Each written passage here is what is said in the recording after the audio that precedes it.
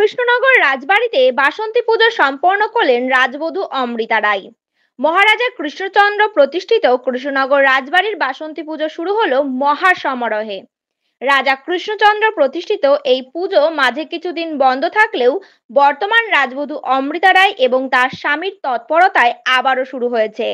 বাসন্তী পুজো উপলক্ষে রাজবাড়ি প্রাঙ্গণে একদিকে যেমন সাধারণ মানুষের ভিড়, অন্যদিকে রাজবাড়ি ময়দানে শুরু হচ্ছে ঐতিহ্যবাহী বারোদোলের মেলা। আর তারই প্রস্তুতি চলছে জোর কদমে। পূর্বপুরুষের প্রথা ও দ্বিতীয় অনুযায়ী কৃষ্ণনগরের রাজবাড়িতে একদিকে যেমন রাজরাজেশ্বরীর পুজো সম্পন্ন হয়, অন্যদিকে জগদ্ধাত্রী পুজোতেও মানুষের মেলবন্ধন ঘটে। স্বামী অসুস্থ আর তাই রাজবধূ অমৃতা রায় দেবী মূর্তির সম্মুখে বসে পুজো সম্পন্ন করলেন তিনজন পুরোহিত সমন্বয়ে। আর বাসন্তী পুজো উপলক্ষে রাজবাড়ির নাট মন্দিরে জ্বলে উঠতে চলেছে হাজার হাজার ঝাড়বাতি। একসাথে রাত পোহালেই রামনবমী, আর রামনবমীতে কৃষ্ণনগর রাজবাড়ি থেকে যে রামনবমীর শোভাযাত্রা বেরোবে তাতেও তিনি যোগ দেবেন বলে জানিয়েছেন। রামনবমী উপলক্ষে কৃষ্ণনগরবাসীকে শুভেচ্ছা জানাতে তিনি শোভাযাত্রার অগ্রভাগে থাকবেন বলে জানান রাজবধূ অমৃতা রায়।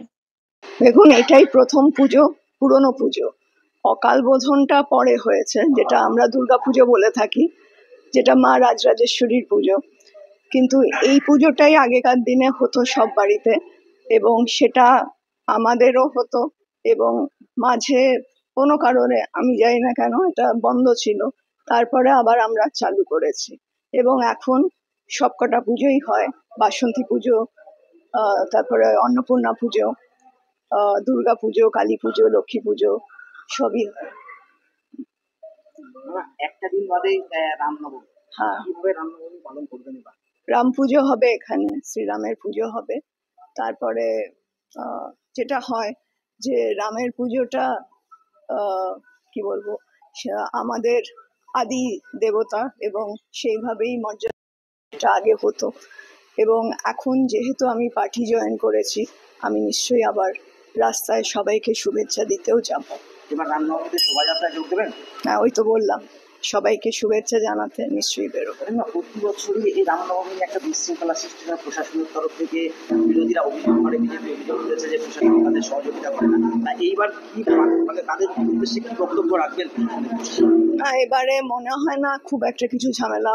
আমি জানি না, সেটা দেখুন বলা যায় না, তবে আমার মনে হয় যেরম ভাবে প্ল্যানিং চলছে হওয়াটা উচিত না ঝামেলা। এখন প্রশাসন কি প্ল্যানিং নিয়েছে বা কি করবে সেটা তো আমি বলতে পারবো না, কিন্তু প্রশাসনের তরফ থেকে যথেষ্ট আগ্রহ দেখাচ্ছে এবং সুষ্ঠুভাবে করার চেষ্টা করছে। গতকালই একটা হাইকোর্টের সুপ্রিম কোর্টের রায় বেরিয়েছে, প্রায় 26,000 হতে চলেছে। এটা তো অন্য ইস্যু হয়ে গেল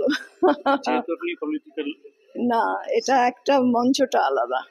এটা আমি বাসন্তী মায়ের সামনে এসব তো ঠিক না, এটা আরেকদিন কথা হবে।